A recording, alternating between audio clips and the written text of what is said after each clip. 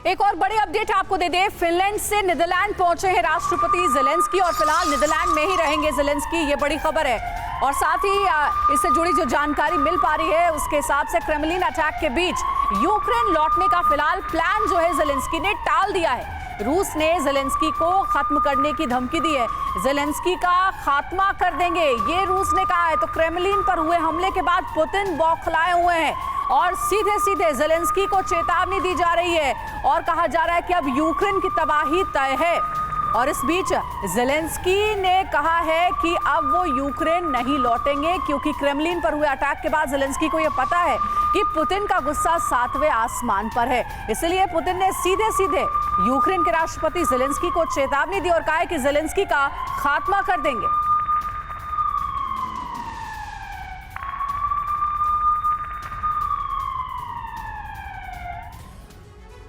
तो देखिए हो क्या रहा है और क्या होने वाला है, इस पर बात करने के लिए हमारे साथ दो खास मेहमान जुड़ गए हैं। पूर्व राजदूत योगेश गुप्ता सर हमारे साथ जुड़े हैं और कर्नल एस डिन्नी सर इस वक्त हमारे साथ जुड़े हुए हैं एज अ डिफेंस एक्सपर्ट। सबसे पहले कर्नल एस डिन्नी सर, मेरा सवाल आपसे है, यूक्रेन का खात्मा कर देंगे, कोई दूसरा ऑप्शन है ही नहीं, ज़ेलेंस्की को खत्म करना है, अब क्या होने वाला है, क्या आपको लग रहा है? देखिए, एक बात तो बिल्कुल क्लियर है कि ये जो कल रात के जो इंसिडेंट है वो बहुत ही एक गेम चेंजर तो नहीं, मैं एक डायरेक्शन चेंजर डेफिनेटली इस पर्टिकुलर युद्ध में, क्योंकि अभी तक जो हमने एक साल से ऊपर जो देखा है उसके विपरीत डायरेक्ट एक हेड ऑफ स्टेट के ऊपर अटैक करने की एक नोशन बनाया जा रहा है। तो इसमें मैं ये मानता हूँ ये जो अटैक है, चाहे जिसने भी किया हो, आज की तारीख में ये बताना मुश्किल है कि किसने किया हो, लेकिन जिसने भी किया हो ये युद्ध को समाप्त करने के लिए नहीं, युद्ध को आगे बढ़ाने के लिए किया हो। मान लीजिए ये जैसे रशिया कह रहा है यूक्रेन ने किया हो, लेकिन अगर यूक्रेन ने किया है तो इस युद्ध को समाप्त करने के लिए नहीं, इसको और आगे बिल्कुल ठीक कह रहे हैं सर आप, युद्ध को और बढ़ाने वाला हमला किया गया है और कहीं ना कहीं सिर्फ यूक्रेन का ही हाथ इस हमले के पीछे नहीं है। फॉर्मर एम्बेसडर योगेश गुप्ता भी हमारे साथ जुड़े हुए हैं। योगेश सर, आपको क्या लग रहा है कि क्रेमलिन पर हुआ हमला, क्या इसके पीछे सिर्फ ज़ेलेंस्की का दिमाग हो सकता है या फिर ये अमेरिका की उकसावे वाली कार्रवाई है पुतिन के गुस्से को और बढ़ाने के लिए?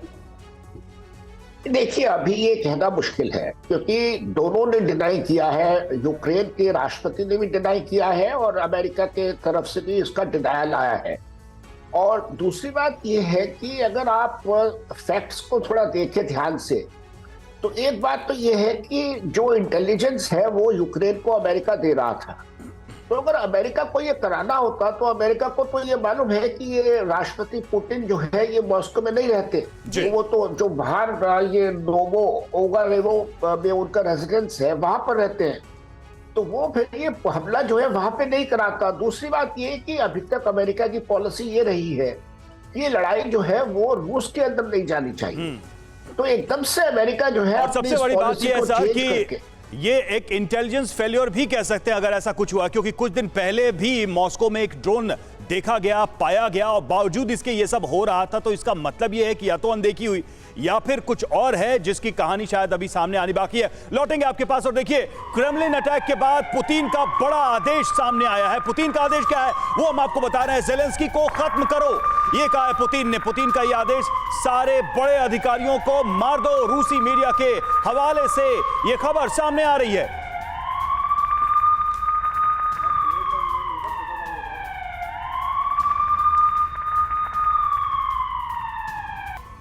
और देखिए, एक और बड़ी खबर यह कि क्रेमलिन अटैक के बाद रूस ने अपना बड़ा बयान भी जारी कर दिया है। जब जहां ठीक समझेंगे वहां अटैक करेंगे, ये रूस ने दो टूक कह दिया है। बदला कब और कहां लेंगे दुनिया देखेगी, रूस कार्रवाई करने का अधिकार रखता है।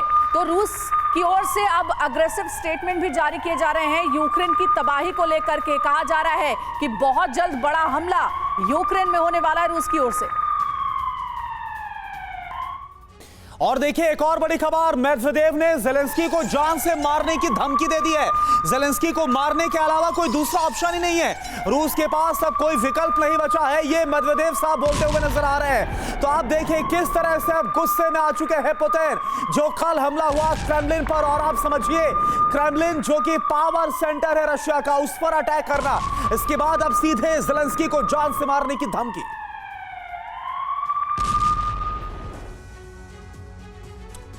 और क्रेमलिन की सुरक्षा कैसे होती है इसको भी हम समझ लेते हैं, किस तरीके से ये सारी सिक्योरिटी इंश्योर होती है। लेकिन ये हम आपको बताएंगे, इसके पहले एक बड़ा बयान सामने आया है मेदवेदेव का, वो समझ लीजिए। मेदवेदेव बहुत एग्रेसिव हैं और शुरू से उन्होंने ये बात कही है कि हम बदला लेने में पीछे नहीं हटेंगे। सीधे तौर पे कहा है कि रूस के पास अब कोई विकल्प नहीं है, जेलेंस्की को जान से मारने के अलावा कोई दूसरा रास्ता नहीं है। मेदवेदेव ने जेलेंस्की को जान से मारने की धमकी दी है।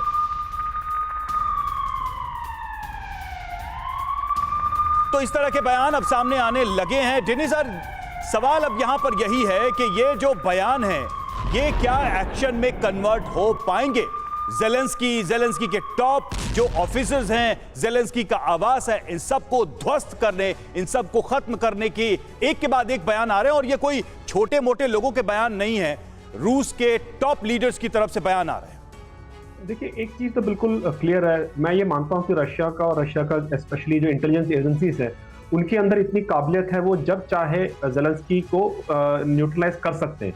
वो अभी तक नहीं किया है, वो अलग बात है, क्योंकि आपने देखा जब से युद्ध शुरू है वो ओपनली आकर अपना कैमरा में इंटरव्यूज देना, ओपनली स्ट्रीट्स में घूमना, ये सब चल रहा है। लेकिन अभी तक इस स्टेज तक नहीं पहुंचा जहां ओपन धमकी दिया जा रहा था रशिया की तरफ से कि जेलेंस्की को न्यूट्रलाइज किया जाएगा। तो मेरे ख्याल से ये जो अभी जो मेदवेदेव जो दे रहे हैं उसको सीरियसली लेना चाहिए, क्योंकि ये जो इंसिडेंट है वो रशिया अपने लोगों को और लोकल्स के आगे भी रख रहा है कि देखिए किस तरह से हमारे ऊपर अटैक है, हमारा जो पावर तंत्र है। ये एक्शन होता है, योगेश सर आप बेहतर बता पाएंगे, ये एक्शन होता है तो एक जो ग्लोबल परसेप्शन था इस वॉर को लेकर और कहीं ना कहीं रूस के पक्ष में भी एक राय थी, क्या वो डैमेज नहीं होगी? बात यही साबित नहीं होगी कि आखिरकार रूस को वही करना था जो उसने किया? देखिए, मुझे नहीं लगता, एक तो मैं I don't agree with this कि रूस की इंटेलिजेंस के पास जेलेंस्की की प्रेजेंस के एग्जैक्ट वो है। अगर ऐसा होता तो ये जेलेंस्की को बहुत पहले मार चुके होते। दूसरी बात ये है कि जो भी रूस कदम उठाएगा अल्टीमेटली उसका इम्पैक्ट तो देखिए होगा, तो इसलिए वो थोड़ा सा मतलब गुस्से में जरूर है और वो लड़ाई को थोड़ा तेज लेकिन देखिए पर वो हमले भी करेगा। लेकिन देखिए योगेश सर सवाल एक ये भी है, जो कहा जा रहा है जेलेंस्की इंकार कर रहे हैं, अमेरिका इंकार कर रहा है कि कोई हमला अंजाम दिया गया उनकी तरफ से क्रेमलिन पर, लेकिन खबर यह है कि गुपचुप तरीके से फिनलैंड चले जाना और उसके बाद अब नीदरलैंड आना, अब वहां से वापस आने से मना कर रहे हैं, वापस आने का प्लान टाल दिया गया। तो खतरा किस बात का, डर किस बात का है अगर कुछ नहीं किया गया है? देखिए, ऐसे में जो है मतलब जब पुतिन इतने गुस्से में है और ये हमला हुआ है और जो रूस जो है वो उसकी जिम्मेदारी यूक्रेन पे डाल रहा है, तो ये किसे कहते हैं प्रिवेंटिव स्टेप है, मतलब वो जो ले रहे हैं। तो मतलब देखिए, कुछ भी कहना बड़ा मुश्किल है, लेकिन जो इस वक्त फैक्ट सामने है उसकी बेसिस पर जो स्टडी करके कहा जा सकता है वही हम लोग कह रहे हैं, लेकिन अब कुछ भी सर्टेनिटी के साथ कहना मुश्किल है। और उस एक्शन का अंदाजा यूक्रेन को भी अब हो चुका होगा, जेलेंस्की को भी हो चुका होगा कि कुछ बड़ा ऐसा होने वाला है। जरा इस मैप के माध्यम से हम समझते हैं कि हुआ क्या और किस तरीके से। देखिए, राष्ट्रपति भवन जिसकी हम बात कर रहे हैं, जहां पर अगर रूस की तरफ से हमला होता है तो वो लोकेशन एग्जैक्टली क्या होगा और कहां कैसे, क्योंकि एक बात आई है, एक विचार आया रूस की तरफ से कि रॉकेट से सीधे राष्ट्रपति भवन को क्यों न टारगेट किया जाए। तो आप देखिए, मॉस्को है यहां पर रूस की राजधानी, और वहां से ये कीव है जहां पर ये राष्ट्रपति भवन है, मैरियंस्की पैलेस है, उसको निशाना बना सकते हैं। फ्रीडम स्क्वायर एक ऐसा लोकेशन है जिसको निशाना बनाया जा सकता है एज अ रिवेंज, और मॉस्को से इसको भी हिट किया जा सकता है। और दूसरा लोकेशन, अगला लोकेशन क्या है, राजधानी कीव का सेंटर, उसे भी सीधे सीधे टारगेट किया जा सकता है। पार्लियामेंट को भी टारगेट किया जा सकता है, इसे भी हिट किया जा सकता है। यह भी एक इंपॉर्टेंट लोकेशन है रूस के लिहाज से जिसको वो टारगेट कर सकता है। सिक्योरिटी सर्विस यूक्रेन जो कीव में है उसको भी अटैक किया जा सकता है मॉस्को की तरफ से, और ये सारे जो है एरियल अटैक हो सकते हैं, रॉकेट अटैक हो सकते हैं। हेडक्वार्टर जो है कानून प्रवर्तन एजेंसी का हेडक्वार्टर, वो भी निशाने पर आ सकता है। रक्षा मंत्रालय जो कि सबसे इंपॉर्टेंट है, उसे भी टारगेट किया जा सकता है रूस की तरफ से। तो हम बार बार आपको बता रहे हैं कि रूस की तरफ से किन जो लोकेशन है उनको टारगेट किया जा सकता है। कैबिनेट मिनिस्टर सचिवालय को भी सीधे तौर पर कीव में टारगेट किया जा सकता है, और कीव सिटी स्टेट एडमिनिस्ट्रेशन को भी टारगेट किया जा सकता है रूस की तरफ से। ये वो तमाम लोकेशंस हैं जो इस वक्त लिस्ट में होंगे जरूर रूस की, कि कहां पर अटैक कर सकते हैं। आर्म फोर्स हेडक्वार्टर को भी टारगेट किया जा सकता है। अमेरिकी एम्बेसी, देखिए अमेरिकी एम्बेसी भी निशाने पर आ सकता है, और अगर ऐसा होता है तो ये अपने आप में बहुत बड़ा प्रोवोकेशन हो सकता है। क्या रूस इन टारगेट्स को एक एक करके हिट करेगा, या इनमें से कुछ एक को हिट करेगा, सबको हिट करेगा? ये सारे सवाल इस वक्त बने हुए हैं, क्योंकि रूस की तरफ से बयान तो सामने आ रहे हैं। योगेश सर, ये सवाल आप ही से, ये सारे जो एक लिस्ट हमने बताई कि ये इंपॉर्टेंट लोकेशंस हैं कीव में जहां आपको टारगेट कर सकता है, क्या एक साथ सभी जगह टारगेट हो सकता है, या फिर रूस इसे अवॉइड भी कर सकता है? क्योंकि इसमें अमेरिकन एम्बेसी भी है इस लिस्ट में, और वो एक बहुत बड़ा प्रोवोकेशन हो सकता है। भाई देखिए, अभी तो जो है वो इंटरनेशनल सिंपैथी जो है वो रूस के फेवर में है, तो उसको वो बिना किसी पर्पस के लिए तो गवाएगा नहीं। और नाउ ज़ेलेंस्की इस वक्त यूक्रेन में है, तो अभी तो रूस की स्ट्रेटेजी यही रहेगी कि जो स्ट्रेटेजिक टारगेट्स हैं उनको निशाना बनाए, और जब ये राष्ट्रपति लौट के आते हैं, अगर उनको मारना होगा तो उसको वो वेट करेगा उनको लौट के आने का। अभी से वो ये सब पैलेसेस को उड़ा के उससे क्या मिलेगा? ठीक है कर्नल डिनी, लेकिन ये बात तो सभी जानते थे ना कि पुतिन की कमजोर नब्ज है क्रेमलिन, और यहाँ पर इतना बड़ा हमला हुआ है। जाहिर है पुतिन अब चुप बैठने वाले नहीं हैं। क्या ये माना जाए कि जिस फाइनल अटैक की बात लगातार हम लोग कर रहे थे, अब बारी आ गई है यूक्रेन पर फाइनल हमले की, जो कि रूस की ओर से किया जाएगा? देखिए मैम, अगर हम ये मान लेते हैं कि अगर यूक्रेन ने ये अटैक किया है, ये एक सिंबॉलिक अटैक है। क्रेमलिन मतलब जो पावर सेंटर रशिया का, सबको पता है कि व्लादिमीर पुतिन जो है वो हफ्ते में 1 या 2 दिन ही रहता है वहां पर, वहां पर रहता नहीं है। तो ये अटैक जो है रशिया के बिल्कुल पावर सेंटर के ऊपर, उसके डोम के ऊपर अटैक है। तो ये जो विजुअल्स आ रहे हैं वो पूरे विश्व में घूम रहा है कि देखिए यूक्रेन ऐसा कर सकता है। तो ये अगर यूक्रेन ने किया है तो ये जो सिंबॉलिक है, इसी तरह से एक सिंबॉलिक रेस्पॉन्स दिया जाएगा फ्रॉम रशिया। तो लेकिन ये हिस्टोरिकल अटैक भी तो है क्रेमलिन पर। आप बताइए, आपको अगर जहन में कहीं कुछ आ रहा हो कि क्रेमलिन पर लास्ट ऐसा अटेम्प्ट कब हुआ था? बिल्कुल बिल्कुल। और रवि जी ये भी देखिए कि May 9 विक्ट्री डे अभी जस्ट अगले हफ्ते है, तो विक्ट्री डे के प्रिपरेशन के दौरान अगर कोई ऐसा अटैक कर सकता है तो उसका बहुत बड़ा मान्यता है। तो मेरे ख्याल से अगर जो मैसेज देने की कोशिश है, अगर ये यूक्रेन की तरफ से हमला है, जो मैसेजिंग की कोशिश है वो बहुत बड़ी है, और उसका बड़ा इंपैक्ट भी देखने को मिल सकता है। आइए देखते हैं एक चीज के किन देशों पर हमले का खतरा है, क्योंकि देशों की भी बात हो रही है। मेदवेदेव ने कहा कि जो सपोर्ट कर रहे हैं यूक्रेन को वो भी हमारी लिस्ट में है। तो देखिए हमले का खतरा किन किन देशों पर जरा नजर डालते हैं।